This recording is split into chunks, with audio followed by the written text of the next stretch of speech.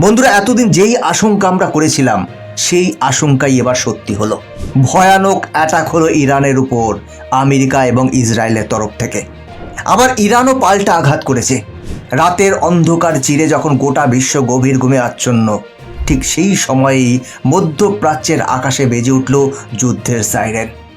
একটা দুটো নয়, ঝাঁকে ঝাঁকে যুদ্ধ বিমান আর মিসাইল ধেয়ে আসে ইরানের আকাশ সীমায়। বিগত কয়েক মাস ধরে যে চাপা উত্তেজনা আর হুমকির পালা চলছিল, সেটা যে হঠাৎ করে এত বড় একটা সামরিক আগ্রাসনের রূপ নেবে তা হয়তো অনেকেই কল্পনা করতে পারেনি। একদিকে ইসরায়েলের দুর্ধর্ষ বায়ুসেনা, আর তাদের পেছন থেকে সম্পূর্ণ মদদ দিচ্ছে বিশ্বের সবচেয়ে শক্তিশালী দেশ আমেরিকা। এই দুই মহাশক্তিধর দেশের যৌথ বাহিনী একযোগে ঝাঁপিয়ে পড়েছে ইরানের বুকে। আর অন্যদিকে ইরানও কিন্তু হাত গুটিয়ে বসে নেই। তারা আগেই হুঁশিয়ারি দিয়ে রেখেছিল যে তাদের উপর কোনো আঁচড় লাগলে তারা পুরো মধ্যপ্রাচ্যকে জ্বালিয়ে ছাই করে দেবে। আর এখন ঠিক সেটাই ঘটছে। প্রথম ধাক্কা সামলে ওঠার আগেই ইরান শুরু করে দিয়েছে তাদের ভয়ঙ্কর পাল্টা আঘাত। পরিস্থিতি এখন এতটাই ভয়াবহ যে কোনো মুহূর্তে এটা তৃতীয় বিশ্বযুদ্ধের রূপ নিতে পারে।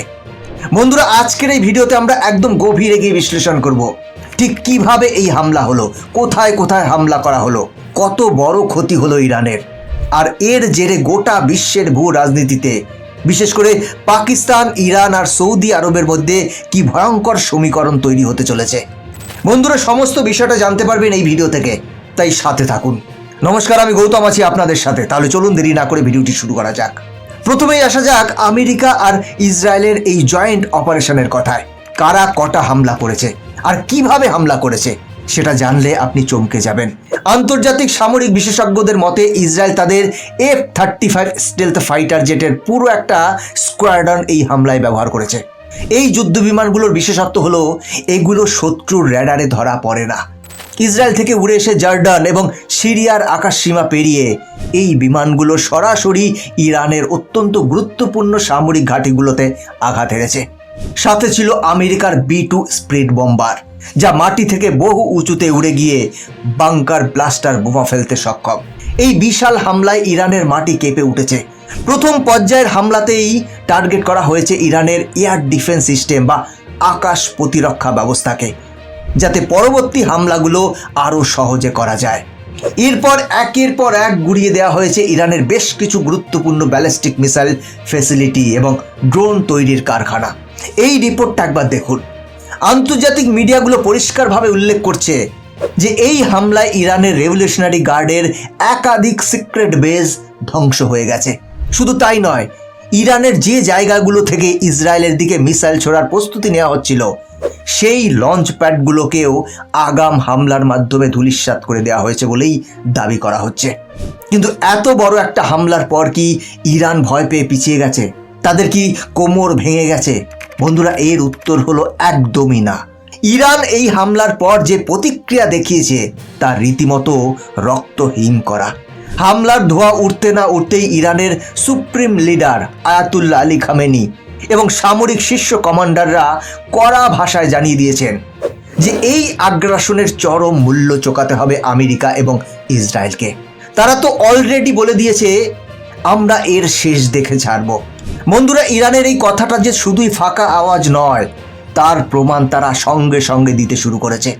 মাটির তলায় লুকিয়ে রাখা তাদের গোপন মিসাইল সাইলো বা বাংকারগুলো থেকে বেরিয়ে আসতে শুরু করেছে শত শত ব্যালিস্টিক মিসাইল। শাহেদ 136 এর মতো সুইসাইড ড্রোনের বিশাল বিশাল ঝাঁক দিয়ে আসছে ইসরায়েলের দিকে।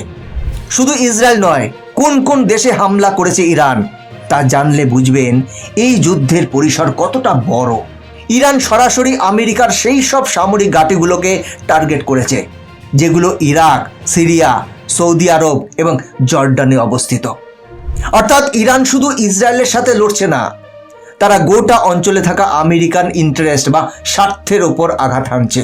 তাদের প্রক্সি গ্রুপগুলো যেমন লেবাননের হিজবুল্লাহ, ইয়েমেনের হুতি, ইরাকের বিভিন্ন সশস্ত্র গোষ্ঠী সবাই একযোগে ইসরায়েল এবং আমেরিকার ওপর চতুর্দিক থেকে হামলা শুরু করে দিয়েছে। এবার এখানেই একটা গুরুত্বপূর্ণ প্রশ্ন আসে, সবাই মিলে যদি ইরানের উপর হামলা করে তাহলে কি হবে? ধরুন আমেরিকা, ইসরায়েল এবং ইউরোপের অন্যান্য দেশগুলো যদি একজোট হয়ে ইরানের পতন ঘটানোর জন্য সর্বাত্মক যুদ্ধ শুরু করে, তাহলে পরিস্থিতি কোন দিকে যাবে? বন্ধুরা, এই প্রশ্নের উত্তর লুকিয়ে আছে ইরানের একটা ব্রহ্মাস্ত্রের মধ্যে, আর সেটা হলো হরমুজ প্রণালী। এই হরমুজ প্রণালী হলো পারস্য উপসাগরের এমন একটা সরু জলপথ যেখান দিয়ে বিশ্বের প্রায় 30% অপরিশোধিত তেল সরবরাহ করা হয়। ইরান বারবার হুমকি দিয়েছে যে যদি তাদের অস্তিত্বের উপর কোনো বড় সংকট আসে তাহলে তারা এই হরমুজ প্রণালী সম্পূর্ণভাবে ব্লক করে দেবে। আর যদি একবার এই জলপথ বন্ধ হয়ে যায় তাহলে গোটা বিশ্বে তেলের সাপ্লাই চেইন ভেঙে পড়বে। রাতারাতি তেলের দাম ব্যারেল প্রতি $200 থেকে $300 পৌঁছে যেতে পারে।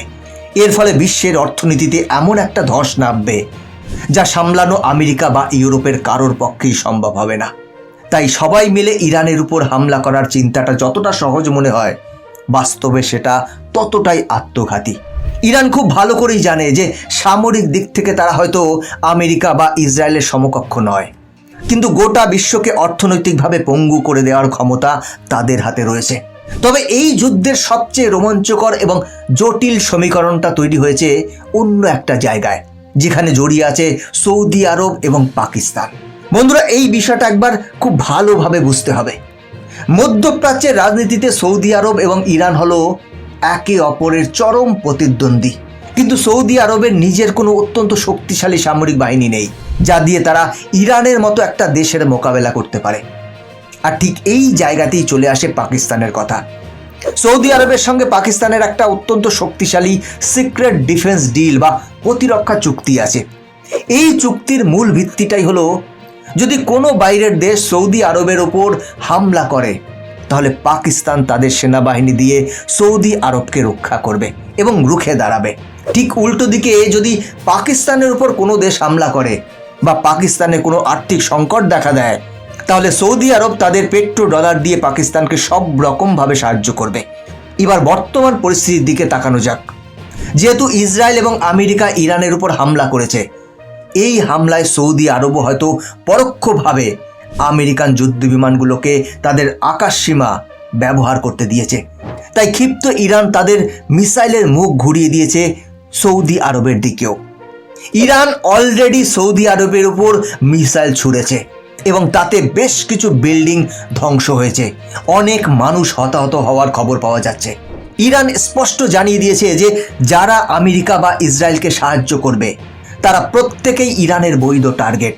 আর যেহেতু সৌদি আরবে ইরান হামলা করে দিয়েছে বা হামলার চূড়ান্ত প্রস্তুতি নিচ্ছে, এবার প্রশ্ন হচ্ছে তাহলে পাকিস্তান কি রুখে দাঁড়াবে? এই একটা প্রশ্ন এখন গোটা বিশ্বের প্রতিরক্ষা বিশেষজ্ঞদের রাতের ঘুম কেড়ে নিয়েছে। পাকিস্তান একটা পরমাণু শক্তিধর দেশ, তাদের সেনাবাহিনী অত্যন্ত পেশাদার এবং বিশাল। যদি সত্যি ইরানের মিসাইল সৌদি আরবের মাটিতে পড়ে আর চুক্তি মেনে পাকিস্তান যদি তাদের সেনাবাহিনী এবং ফাইটার জেট দিয়ে ইরানের বিরুদ্ধে যুদ্ধে ঝাঁপিয়ে পড়ে তাহলে এই সংঘাত আর শুধু মধ্যপ্রাচ্যের মধ্যে সীমাবদ্ধ থাকবে না, এটা সরাসরি দক্ষিণ এশিয়ার দোরগোড়ায় পৌঁছে যাবে। পাকিস্তানের জন্য এটা একটা মহা ধর্ম সংকট। একদিকে সৌদি আরব যারা পাকিস্তানের সব থেকে বড় ফাইন্যান্সিয়াল ব্যাকবোন, আর অন্যদিকে ইরান যাদের মুসলিম উম্মা বলা হয়। পাকিস্তানের অর্থনীতি যখন খাদের কিনারায় গিয়ে দাঁড়ায়, সৌদি আরব তাদের কোটি কোটি ডলার দিয়ে বাঁচিয়ে তোলে। তাই সৌদি আরব যখন বিপদে তখন তাদের পাশ থেকে সরে আসা পাকিস্তানের পক্ষে প্রায় অসম্ভব। কিন্তু অন্যদিকে রয়েছে ইরান, যারা পাকিস্তানের একদম গায়ে লাগানো প্রতিবেশী। এরকম অবস্থায় নিজের দেশের ভেতরে হাজারো রাজনৈতিক আর অর্থনৈতিক সমস্যা নিয়ে পাকিস্তান যদি ইরানের মতো একটা শক্তিশালী এবং আগ্রাসী প্রতিবেশী দেশের সাথে সরাসরি যুদ্ধে জড়িয়ে পড়ে, সেটা পাকিস্তানের জন্য একটা আত্মঘাতী সিদ্ধান্ত হতে পারে। তাছাড়া পাকিস্তানের ভেতরেও একটা বড় শিয়া মুসলিম জনসংখ্যা রয়েছে যারা ইরানের প্রতি সহানুভূতিশীল। তাই ইরানের বিরুদ্ধে যুদ্ধে নামলে পাকিস্তানের ভেতরেও একটা গৃহযুদ্ধের পরিস্থিতি তৈরি হতে পারে। তাহলে পাকিস্তান শেষ পর্যন্ত কি করবে? তারা কি তাদের সবচেয়ে বড় দাতা দেশ সৌদি আরব এবং আমেরিকার পক্ষ নিয়ে ইরানের বিরুদ্ধে যুদ্ধে ঝাঁপিয়ে পড়বে, নাকি চুপচাপ বসে থেকে প্রমাণ করবে যে তাদের ওই ডিফেন্স ডিল আসলে একটা কাগজের বাঘ ছাড়া আর কিছুই নয়? বন্ধুরা, এই প্রশ্নের উত্তর খোঁজার উপরই নির্ভর করছে আগামী দিনে বিশ্ব রাজনীতির গতিপথ। যদি পাকিস্তান এই যুদ্ধে এন্ট্রি নেয় তাহলে ইরান দুই ফ্রন্টে যুদ্ধের সম্মুখীন হবে, একদিকে আমেরিকা ইসরায়েল, অন্যদিকে পাকিস্তান। কিন্তু ইরানও সেই পরিস্থিতিতে মরিয়া হয়ে উঠবে এবং হয়তো তাদের ক্ষমতা অনুযায়ী পাল্টা আঘাত হানবে। সব মিলিয়ে পরিস্থিতি এমন একটা দিকে এগোচ্ছে যেখানে একটা ছোট্ট স্ফুলিঙ্গ গোটা পৃথিবীকে জ্বালিয়ে দেওয়ার জন্য যথেষ্ট। আজকের এই উত্তপ্ত ভূ রাজনৈতিক পরিস্থিতি আমাদের মনে করিয়ে দিচ্ছে যে কোনো সময় যে কোনো দেশের একটা সামান্য ভুল সিদ্ধান্ত কোটি কোটি মানুষের জীবন এবং ভবিষ্যতের মোড় ঘুরিয়ে দিতে পারে। বন্ধুরা, আপনাদের কি মনে হয়, পাকিস্তান কি ইরানের পক্ষে দাঁড়াবে নাকি সৌদি আরব এবং আমেরিকা ইসরায়েলের পক্ষে দাঁড়াবে? আপনার মতামত কমেন্ট করে জানাবেন। বন্ধুরা, আজকের ভিডিও এখানেই শেষ করছি। এরকমই ইনফরমেটিভ ভিডিও দেখার জন্য চ্যানেলটিকে সাবস্ক্রাইব করে বেল আইকনটি প্রেস করে রাখুন। দেখা হচ্ছে পরবর্তী ভিডিওতে। ভালো থাকবেন, সাথে থাকবেন।